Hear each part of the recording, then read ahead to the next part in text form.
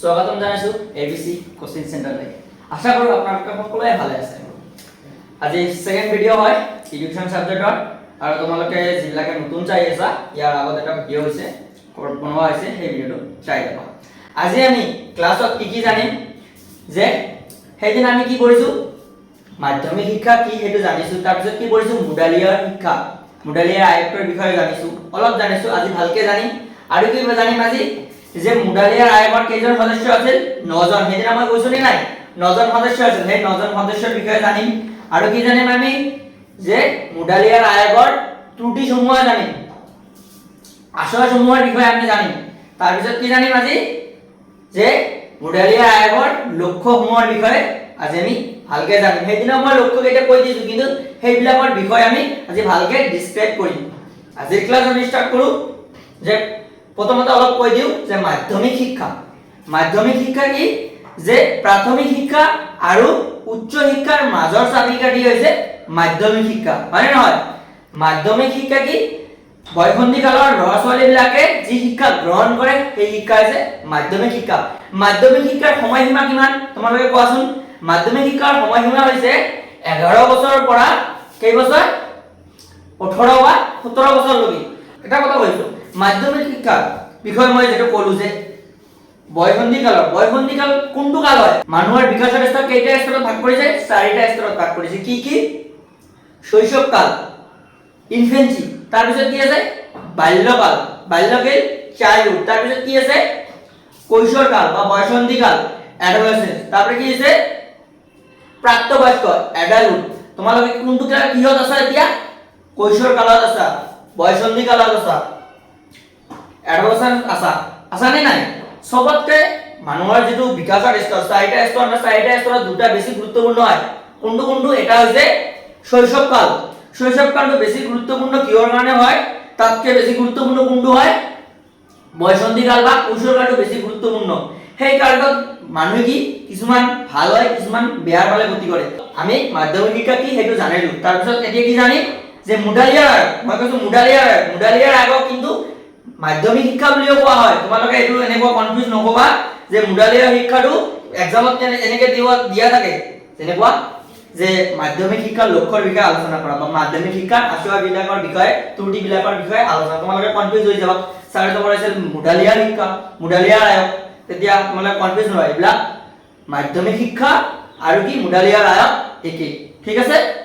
এতিয়া আমি কি জানিম যে মাধ্যমিক শিক্ষাটো আগতে যেতিয়া ভাৰতখন আমাৰ স্বাধীন হৈছিল তেতিয়া বা স্বাধীন হোৱাৰ আগতে ইমান কিন্তু শিক্ষা ব্যৱস্থাটো ভাল নাছিল, হয় নে নহয়? ইমান শিক্ষা ব্যৱস্থাটো ভাল নাছিল। আৰু যেতিয়া স্বাধীন হোৱাৰ পিছত তেতিয়া আমাৰ শিক্ষামন্ত্ৰী কোন আছিল? আবুল কালাম আজাদ। আবুল কালাম আজাদ কি আছিল? আমাৰ ফাৰ্স্ট শিক্ষামন্ত্ৰী। এই আবুল কালাম আজাদে যেতিয়া যেতিয়া ভাৰতখন স্বাধীন হ'ল, ৰাজনৈতিক দলবিলাকে যেতিয়া কি কৰিলে, আবুল কালাম আজাদে আগত প্ৰচলিত যিটো শিক্ষা ব্যৱস্থা আছে সেই শিক্ষা ব্যৱস্থাটো আৰু নতুন দিশবিলাক আমাৰ কৰিব লাগে। যেনেকুৱা কি বৃত্তিমূলক শিক্ষা, সেইবিলাক শিক্ষা আমালোকৰ শিক্ষা ব্যৱস্থাত অৱলম্বন কৰিব লাগে। যে নহওক ভাৰতৰ শিক্ষা ব্যৱস্থাই যেনেকুৱা আবুল কালাম আজাদে শিক্ষামন্ত্ৰীয়ে তেতিয়া কি কৰিলে, আগতৰ প্ৰচলিত ব্যৱস্থাটো নতুনকৈ কি কৰিব ধৰিলে, 1952 চনত কি কৰিলে সেই আয়োগটো গঠন কৰিলে। কি আয়োগ? মুডালিয়াৰ আয়োগ বা মাধ্যমিক শিক্ষা আয়োগ। মাধ্যমিক শিক্ষা আয়োগ 52 আৰু 53 কিয় বুলিব চোৱা। 52 চনত কি কৰিলে সেই আয়োগটো গঠন কৰিলে। কিমান? 52 চনত 1952 চনত 23 ছেপ্টেম্বৰ তাৰিখে এই আয়োগটো গঠন কৰিলে। আৰু 1952 চনৰ 6 অক্টোবৰ তাৰিখে কি কৰিলে এই আয়োগখন উদ্বোধন কৰিলে। কোনে উদ্বোধন কৰিলে? আমাৰ শিক্ষামন্ত্ৰী আবুল কালাম আজাদে কি কৰিলে সেই আয়োগটি কি কৰিলে উদ্বোধন কৰিলে। আৰু এই আয়োগটো কাৰ্যকৰী কেতিয়া হয়? এই আয়োগটো কাৰ্যকৰী হয় 1953 চনৰ 29 আগষ্ট তাৰিখে এই আয়োগটো কাৰ্যকৰী হয়। এই কাৰণে মুডালিয়াৰ আয়োগ বা মাধ্যমিক আয়োগটো কিমান? 1952 চনৰ পৰা 1953 চন হৈছে, ঠিক আছে? সেই আয়োগৰ সদস্যসকলৰ বিষয়ে জানিম। এই আয়োগৰ সদস্যসকল কি আছিল? কেইজন সদস্যৰ কথা কৈছো মই? 9 জন সদস্যৰ কথা কৈছো। 9 জন সদস্যৰ ভিতৰত সভাপতি কোন আছিল? ডক্টৰ লক্ষ্মণ স্বামী মুডালিয়াৰ আছিল কি সভাপতি। আৰু সম্পাদক কোন আছিল সম্পাদক আছিল ডক্টৰ এ.এন. বসু সম্পাদক আছিল মনত ৰাখিবা হা সভাপতিটো বেছি আহে কিন্তু এক্সামত যে মুডালিয়াৰ আয়োগৰ সভাপতি কোন আছিল আৰু কি আহে যে মই সেইদিনা মই কৈছো যে দুজন বিদেশী শিক্ষাবিদ আছিল এই বিদেশী শিক্ষাবিদ কি আছে নামটো কি ডক্টৰ ক্লেট ৰাষ্ট উইলিয়ামছ আৰু কি আছে আৰু এজন কি এটাৰ নাম কি কলো মই যে ক্লেট ৰাষ্ট উইলিয়ামছ ডক্টৰ ক্লেট ৰাষ্ট উইলিয়ামছ এজন শিক্ষাবিদ বিদেশী আৰু এজন বিদেশী শিক্ষাবিদৰ নাম কি হ'ল প্ৰফেসৰ জন ক্ৰিষ্টি এই দুজন বিদেশী শিক্ষাবিদ এই দুজন বিদেশী শিক্ষাবিদৰ বিষয় কিন্তু আহিব পাৰে এক্সামত গম পাইছা না মনত ৰাখি লবা আৰু কি লয় সম্পাদক আৰু সভাপতি এই নজন যে আয়োগত যে আছিল মুডালিয়াৰ আয়োগৰ যে নজন সদস্য আছিল সেই সদস্যৰ ভিতৰত চাৰিজনৰ নাম ভালকে মনত ৰাখিবা ঠিক আছে আৰু বাকিবিলাক চাই লবা হা তোমালোকে আৰ কি হল আয়োগখনৰ সদস্যসকলৰ বিষয়ে জানিলো এতিয়া আমি জানি মাধ্যমিক শিক্ষাৰ আশ্ৰয়সমূহৰ বিষয়ে জানিম বা দোষসমূহৰ বিষয়ে সমস্যাসমূহৰ বিষয়ে জানিম মাধ্যমিক শিক্ষাৰ যে মুডালিয়াৰ আয়োগটো আছে আয়োগৰ অধ্যায় কেইটা আছে 15টা অধ্যায় আছে 15টা অধ্যায়ৰ ভিতৰত তৃতীয় অধ্যায় কি আছে এই তৃতীয় অধ্যায়টোত আছে যে মাধ্যমিক শিক্ষাৰ যে যেতিয়া আয়োগটো গঠন কৰে আয়োগক কি দোষবিলাক পোৱা গৈছে ত্ৰুটিবিলাক পোৱা গৈছে এই ত্ৰুটি বিষয়ে এটা ত্ৰুটি হৈছে আমাৰ বৰ্তমান শিক্ষা ব্যৱস্থা আমাৰ বৰ্তমান মাধ্যমিক শিক্ষা কি বৰ্তমান সময়ত বাস্তৱ জগতৰ লগত জড়িত নহয় কিহৰ কাৰণে জড়িত নহয় চোৱা মই কি কৈছো যে বৰ্তমান পৰিস্থিতি শিক্ষা ব্যৱস্থা এনেকুৱা হ'ব লাগে বৰ্তমান সমাজ ব্যৱস্থাটো বা আমাৰ সমাজে কি বিচাৰে বা আমি কি বিচাৰে সেই হিচাপে কি শিক্ষাটো দিয়া প্ৰয়োজন হয়নে নাই দুই নম্বৰটো কি আছে আমাৰ এই মাধ্যমিক শিক্ষা ছাত্ৰ-ছাত্ৰীসকলৰ কি ছাত্ৰ-ছাত্ৰীসকলৰ ব্যক্তিত্বৰ পূৰ্ণ বিকাশ লগত জড়িত নহয় পূৰ্ণ বিকাশ ঘটোৱা নাই পূৰ্ণ বিকাশত অসমৰ্থ হৈছে হয়নে নাই বৰ্তমান মানুহ এজন স্বাৱলম্বী হ'বলৈ হলে বা এজন ভাল ব্যক্তি হিচাপে গঢ়িবলৈ হলে মানুহৰ সকলোবিলাক বিষয়ে জানিব লাগিব শাৰীৰিক মানসিক বৌদ্ধিক বা দেশ প্ৰেমৰ বিষয় ভাল ব্যক্তি হিচাপে নিজৰ বিচাৰ বা কথা কোৱাৰ যিবিলাক কি ভাল হ'ব লাগিব দেশৰ প্ৰতি কি থাকিব লাগিব নে নাই তেতিয়া এজন ভাল ব্যক্তি হিচাপে আমি জানো যেনেকুৱা ডাঙৰক সন্মান কৰা তেতিয়াহ'লে আমি ব্যক্তিত্বৰ পূৰ্ণ বিকাশ বুলি ভাবি কিন্তু সেইবিলাক আজিৰ কালত বৰ্তমান চাবাচোন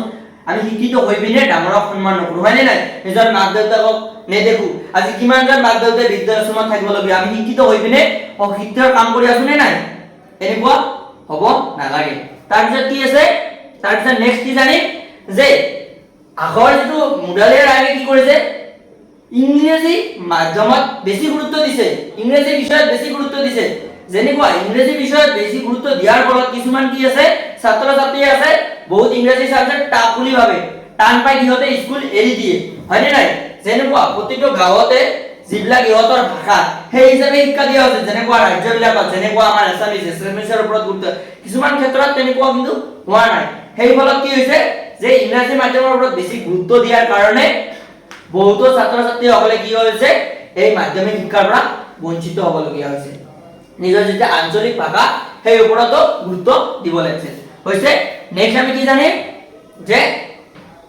সহপাঠ্যক্ৰমিক কাৰ্যকৰী অভাৱ সহপাঠ্যক্ৰমিক কাৰ্যসূচীৰ অভাৱ যেনেকুৱা বহুতো পাঠ্যক্ৰমত খেলা ধূলাৰ সুবিধা দিয়াৰ উপৰিও কিন্তু মুখ্য যিটো ভূমিকা থাকিব লাগে সেই পাঠ্যক্ৰমত কিন্তু সেইটো হ'ব পৰা নাই যেনেকুৱা বৃত্তিমূলক শিক্ষা সেইবিলাক কিন্তু কিমান দিয়া নাই তাৰপিছত আমি কি জানিম যেনেকুৱা এটা ক্লাছত বহুতবিলাক কি ষ্টুডেণ্টে শিক্ষকৰ অভাৱ যেনেকুৱা এটা ক্লাছত যদি 200 জন ষ্টুডেণ্টে ক্লাছ কৰে এটা ক্লাছৰুমত এজন টিচাৰে যদি পঢ়ায় তেতিয়ালে শিক্ষা ব্যৱস্থাটো ভাল হ'ব তেতিয়াও ভাল নহয় হ'ব কিন্তু যেতিয়া 30 জন ষ্টুডেণ্টে পঢ়িব আৰু যেতিয়া 200 জন ষ্টুডেণ্টে পঢ়িব তেতিয়া কোনটো ভাল হ'ব বেছি যেতিয়া 30 জন ষ্টুডেণ্টে পঢ়ি আছে সেইটো ভাল হ'ব নে নাই ইয়াৰ ফলত শিক্ষা কি হয় বহুতে বাদ দি দিয়ে পিছ পৰি থাকে হয়নে নাই আৰু শিক্ষা ব্যৱস্থাটো ভাল নহয় হয়নে নাই তাৰপিছত কি জানিম যে শিক্ষক নিৰ্বাচন শিক্ষক আগৰ দিনৰ শিক্ষক নিৰ্বাচন কেনেকুৱাকৈ হৈছিল আগৰ দিনৰ শিক্ষক নিৰ্বাচন হৈছিল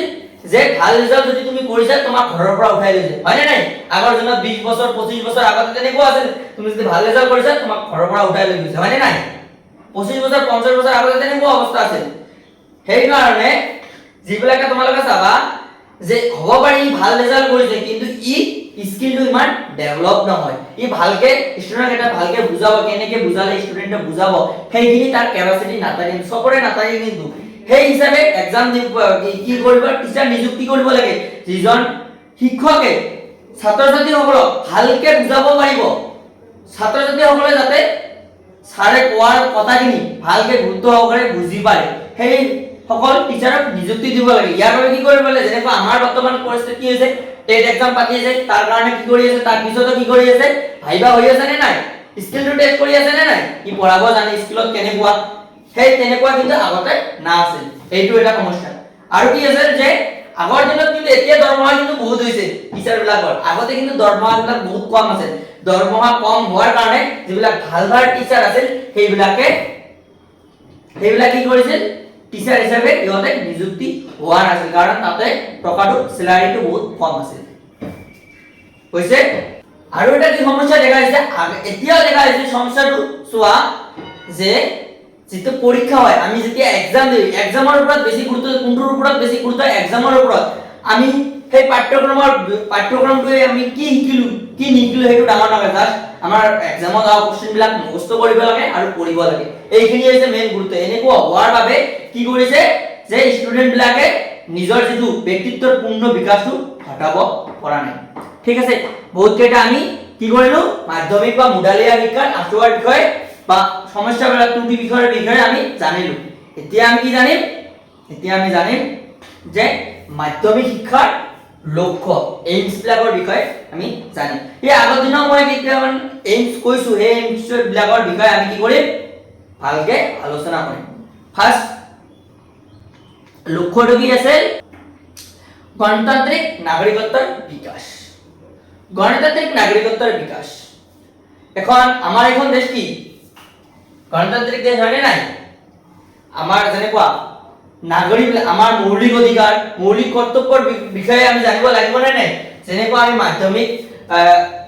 মাধ্যমিক শিক্ষাত সেইবিলাক বিষয়ে আমি যদি নাজানো, কিয়নো মাধ্যমিক শিক্ষা কি আছিল, শেষৰ শিক্ষা আছিল। বেছিভাগ ষ্টুডেণ্টে কি মাধ্যমিক শিক্ষা পঢ়ি পিনে বাদ দি দিয়ে, হয়নে নাই, নিজৰ বেলেগ বেলেগ কামত সংযুক্ত হয়। সেইকাৰণে সেইবিলাক বস্তুৰ বিষয়ে আমি যদি নিজৰ ন্যায় বা ভাল চিন্তাধাৰা, বিচাৰ বা সু অভ্যাস গঠন কি আৰু বৃত্তিমূলক শিক্ষাৰ বিষয়ে আমি যদি নাজানো, এইবিলাক শিক্ষা আমি যদি নাজানো, তেতিয়াহ'লে আমি ভাল ব্যক্তি হিচাপে প্ৰতিষ্ঠিত হ'ব পাৰিম সমাজত? কেতিয়াও নোৱাৰো। সেইকাৰণে কি আমাৰ সেইবিলাক বিষয়ে জানিব লাগিব। এজন ভাল নেতৃত্ব হ'বলৈ হ'লে, দেশ এখন নেতৃত্ব কৰিবলৈ কেনেকুৱা আমি কি কৰিব লাগিব সেই বিষয়ে আমি জানিব লাগিব, আৰু সেইবিলাক বিষয় আমাৰ কি কৰিব লাগিব, পাঠ্যক্ৰমত অন্তৰ্ভুক্ত কৰিব লাগিব, হয় নে নহয়? যে ব্যক্তিত্বৰ বিকাশ, ব্যক্তিত্বৰ বিকাশ কিহৰ ওপৰত নিৰ্ভৰ কৰিব লাগিব, যেনেকুৱা শাৰীৰিক, মানসিক, ব্যৱহাৰিক বা সহানুভূতিক আৰু সামাজিক, এইবিলাক বিষয় কি থাকিব, জ্ঞান আহৰণৰ চাহিদা থাকিব লাগিব। তেতিয়াহে আমি কি সমাজৰ ভাল ব্যক্তি হিচাপে বা এবাৰ আমাৰ ব্যক্তিত্বৰ পূৰ্ণ বিকাশ ঘটিব, হয়নে নহয়? যদি আমাৰ এইবিলাক বিষয়ে আমাৰ যদি জ্ঞান নাথাকে, যেনেকুৱা কৈছো আমি শিক্ষিত অৰ্জন কৰি আমি ডাঙৰক সন্মান নকৰো, মাক দেউতাক কি নকৰো, আমি মাক দেউতাক আমি নেদেখো, গালি পাৰো, এনেকুৱা কৰো নে নাই? আমি শিক্ষিত হৈও সেইবিলাক, তেতিয়া আমি যেতিয়া শাৰীৰিক, মানসিক, বৌদ্ধিকভাৱে, নৈতিকভাৱে সক্ষম হম, তেতিয়াহ'লে এইবিলাক বস্তু কি হ'ব, ভাল হ'ব, হয়নে নাই? তাৰপিছত কি আছে, নেতৃত্বৰ শিক্ষা। নেতৃত্বৰ শিক্ষা চোৱা, আমাৰ দেশ এখন উন্নত হ'বলৈ হ'লে তেতিয়া কি লাগিব, এটা লাগিব অৰ্থনীতি আৰু নেতৃত্ব কি, যেনেকুৱা ৰাজনৈতিক নেতাবোৰ আছে, দলবোৰ আছে, আমাৰ দেশখনক কোনে চলাই আছে, ৰাজনৈতিক দলবিলাকে চলাই আছে নে নাই? ইহঁতে নেতৃত্ব কৰি আছে নে নাই দেশখনক? বা সমাজত আমি পাওঁ নে নাই, সমাজৰ গাঁওবুঢ়া এজন থাকে বা ফেমিলিৰ এজন হেড থাকে নাই, ইহঁতে আমাক নেতৃত্ব কৰে নাই? এখন ফেমিলি বা সমাজৰ যেনেকুৱা গাঁওবুঢ়া, আমাৰ ডিষ্ট্ৰিক্টৰ যেনেকুৱা জবৰে থাকে, কিন্তু সেইবিলাক নেতৃত্ব। বৃত্তিগত যোগ্যতা উন্নতকৰণ, বৃত্তিগত শিক্ষা, মই এদিন ক'লো যে বৃত্তিগত আমি কি কৰিব লাগিব, যে সমাজত বৃত্তিগত শিক্ষা কি চোৱা, মাধ্যমিক শিক্ষা যিহেতু মই আগতে ক'লো যে শেষৰ শিক্ষা হয়, আমি যদি বৃত্তিগত শিক্ষা আমি গ্ৰহণ কৰি পিনে চবে কিন্তু জব নাপায়, পায় নেকি? চবে জব পায়, শিক্ষা গ্ৰহণ কৰি সকলোৱে জব পায়, সবে কিন্তু জব নাপায় যিবিলাকে জব নকৰিব সিহঁতে কি কৰিব বৃত্তিমূলক আমি যি শিক্ষা গ্ৰহণ কৰিম সেই হিচাপে ইহঁতৰ জীৱন নিৰ্বাহ কৰ্মজীৱনত সংস্থাপন কৰিব হয়নে নাই নিৰক্ষৰ ব্যক্তি হিচাপে নাথাকিব বৃত্তিমূলক শিক্ষা কি চোৱা আজিকালি চোৱা প্ৰাথমিক শিক্ষাত আছে নে নাই যেনেকুৱা মিড ডে মিলৰ খোৱাবিলাক চাবা কিছুবিলাক স্কুলতে উৎপাদন কৰে যেনেকুৱা কৃষি উৎপাদন কৰে শাক-পাচলিবিলাক উৎপাদন কৰে চাবা সকলো মানুহে কিন্তু শাক-পাচলি কেনেকে উৎপাদন কৰিব লাগে কিন্তু নাজানে কিন্তু ইহঁতে যদি এখন স্কুলত সেইবিলাক শিকে কেনেকে শাক-পাচলি উৎপাদন কৰিব লাগে এইবিলাক যদি শিকে ইহঁতে কি কৰিব ইহঁতে যদি কিবা জব নাপায় তেতিয়াহ'লে ইহঁতে নিজৰ এনেকুৱা বৃত্তিমূলক শিক্ষা গ্ৰহণ কৰি জীৱন নিৰ্বাহ কৰিব পাৰিব নাই যেনেকুৱা কেৱল সেইটো নহয় ধৰি লওক চিলাই মেচিন ছোৱালীবিলাকৰ বাবে সিলাই মেচিন যেনেকুৱা ল'ৰাবিলাকৰ মানে যিন্য যেনেকুৱা মেকানিকৰ যিবিলাক কাম আছে যেনেকুৱা চাইকেল হয় গ্ৰেজ হয় সেইবিলাকৰ শিক্ষা কেৱল সেইবিলাকৰ শিক্ষা নহয় বহুত বিজনেছ ধৰণৰ বা সমাজৰ লগত যেনেকুৱা বিজনেছ আমি এখন কৰিবলৈ সেইবিলাক শিক্ষা আমাৰ কি মাধ্যমিক শিক্ষাত দিব লাগে যাতে মাধ্যমিক শিক্ষা শেষ কৰি পিনে আমি নিৰক্ষৰ ব্যক্তি হিচাপে নাথাকি যিকোনো এটা কৰ্ম ব্যৱস্থা কৰ্ম সংস্থাপনত আমি চলাই কৰ্মসংস্থাপনত গৈ পিনে আমি জীৱনটো ভালদৰে নিৰ্বাহ কৰিব পাৰোঁ হয় নহয় এতিয়া আমি জানিম কেইটামান কোশ্চেনৰ বিষয়ে যিবিলাক আমি যিকে দুদিন যে ক্লাছ কৰে সেই ক্লাছৰ যিখিনি মই পঢ়ালো সেইখিনি কোশ্চেনৰ বিষয়ে ভাৰতবৰ্ষে কোন চনত স্বাধীনতা লাভ কৰে কোন চনত ভাৰতবৰ্ষে স্বাধীনতা লাভ কৰিছে এটা তোমালোকে জানা আৰু সবে জানে ক'ব নালাগে তোমালোকে কমেন্ট কৰি জনাবা হা তাৰ পিছত কি মাধ্যমিক শিক্ষা আয়োগ কেতিয়া গঠন কৰা হৈছিল মাধ্যমিক শিক্ষা আয়োগ কেতিয়া গঠন কৰিছে সেইটো মই কৈ দিছো তোমালোকে জানা কিন্তু সেইটো কমেন্ট কৰিবা যদি চাই আছা ভিডিওটো মাধ্যমিক শিক্ষা আয়োগে নিৰ্ধাৰণ কৰা শিক্ষাৰ লক্ষ্যবোৰ কি আছিল মই এতিয়া অলপ আগতে যে ক'লো যে মাধ্যমিক শিক্ষা আয়োগৰ লক্ষ্যবোৰ কি আছিল সুচৰিত্ৰ গঠন তাৰ পিছত কি আছে বৃত্তিগত যোগ্যতা তাৰ পিছত কি আছে যে ব্যক্তিত্বৰ পূৰ্ণ বিকাশ সাধন কৰা নেতৃত্বৰ প্ৰশিক্ষণ দিয়া বা নেতৃত্বৰ শিক্ষা দিয়া হয়নে নাই এইবিলাক কি হৈছে আমাৰ মুডালিয়াৰ আয়োগৰ মাধ্যমিক শিক্ষাৰ কি লক্ষ্য ঠিক আছে আমি কি জানিলো যে মাধ্যমিক আয়োগ জানিলো মাধ্যমিক শিক্ষা কি হেতু জানিলো তাৰ পিছত কি জানিলো মুডালিয়াৰ আয়োগ জানিলো মুডালিয়াৰ আয়োগৰ কি সদস্যবিলাকৰ বিষয়ে জানিলো তাৰ পিছত কি জানিলো আমি যে মুডালিয়াৰ আয়োগৰ আঁচোৱাসমূহৰ বিষয়বিলাক জানিলো ত্ৰুটিবিলাকৰ বিষয়ে তাৰ পিছত ইয়াৰ লক্ষ্যসমূহৰ বিষয়ে জানিলো হল এতিয়া আমি জানিম নেক্সট ক্লাছত জানিম হেতু যে কোঠাৰী আয়োগ আৰু ৰাষ্ট্ৰীয় শিক্ষা নীতি এই দুটা আয়োগৰ বিষয়ে আমি নেক্সট ক্লাছত জানিম যে নহওক কিবা যদি বুজা নাই তেতিয়াহ'লে কমেন্ট কৰিবা মই কৈ দিম আৰু তোমালোকৰ যদি নোট ল'ব বিচাৰা যদি নোট লাগে তোমালোকৰ কমেন্ট কৰিবা তেতিয়াহ'লে নোটবিলাক মই প্ৰভাইড কৰিম হ'ব আজি থাকে হ'ব এইখিনিয়ে লগ পাম নেক্সট ক্লাছত জয় হিন্দ